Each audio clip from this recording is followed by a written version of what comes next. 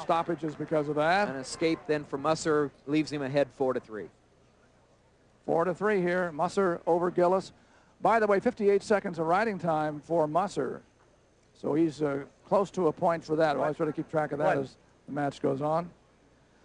Here's Penn State.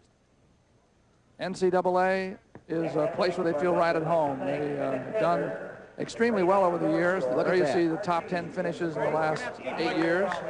You know, except for Oklahoma State, except for Iowa and Iowa State, there's no program with a more storied and legendary group of wrestlers in Penn State. And like we said, east of the Mississippi, none. 4-3 in favor of the man in the blue and the white stripe around the middle. That's Clint Musser of Penn State, wrestling Kasey Gilliss of Iowa. Gilliss has been out of action quite a bit this year. He's shared some time at this weight, 150. He's wrestled 6 matches and won half of them.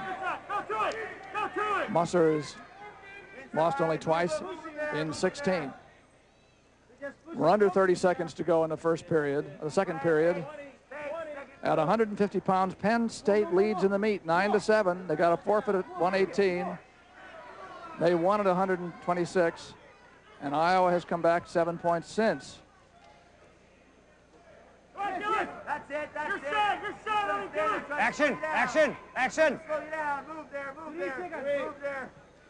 Back in the Great. There it is. The end of the second period. Penn State gets a choice. And there's assistant coach, longtime assistant coach for Penn State, Hashiro Ishii. He's been there for a long time and really adds a lot to the room. Continuity with the coaching staff, international experience, and he's been the head coach of the club team that travels to international and U.S. tournaments.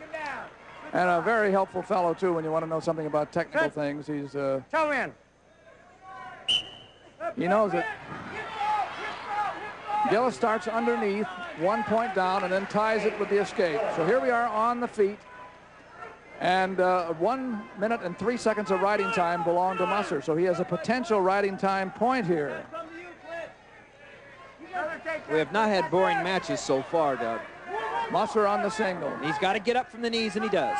Now he's got to be there. He adjusts his head, trips down. Gilliss does a nice job right there of reacting, getting out. Break it right out here. We got save the point. Blood again, I think. And that's why we're stopping here with a minute and a half to go. Let's see that. Aaron Musser in real tight. His head's stuffed by Gilliss right there, but he gets his head out. He's ready to make the move. Gilliss out jump. See, what he did was he missed the leg. He had it ready to trip, and he just slipped himself down to the mat. So actually, is that called tripping yourself? I guess. It was a good shot. Iowa Public Television camera crew on that one. Okay, one more drop here. Taking a swing, trying to knock down the tree that isn't there. That isn't there. There you go. A minute and 29 seconds to go in the last period. We've had 2 overtimes so far. We had a barn burner of a double overtime win for McGinnis at 142 pounds.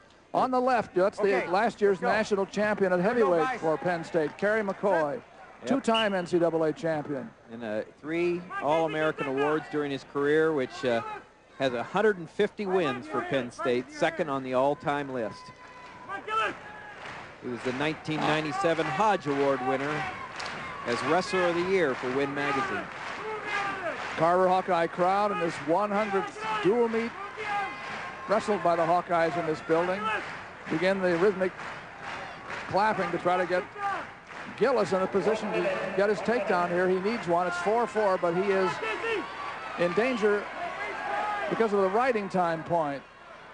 A shot by Musser there made Gilliss come back with kind of a half shot of his own, and he gets the stalling call because of 1, that the last shot wasn't much of a shot, and then 2, he backed off the mat. Now both of them have warnings for stalling. It's a penalty point for the opponent anytime either one of them gets called, and we've seen that Keith Pullman is not afraid to call it late in the match. Musser has the lower shot. He's able to get lower than Gilliss. He's able to lower his level and get in on more shots right here. He needs to adjust, get the leg out. He's looking to do it again, but this time he didn't slip all the way down to his hips.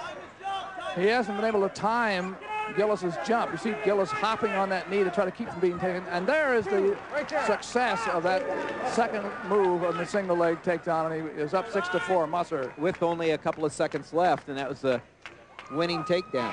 That was very important for Penn State.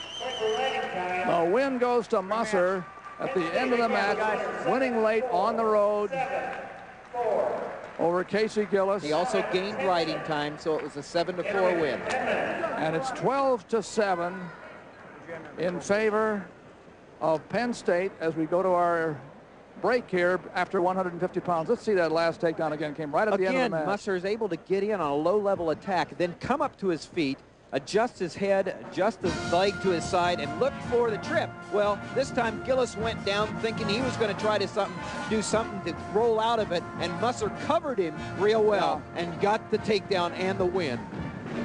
Well, Musser is the winner. That's the end of the 150-pound match. We'll be back with more college wrestling in just a moment.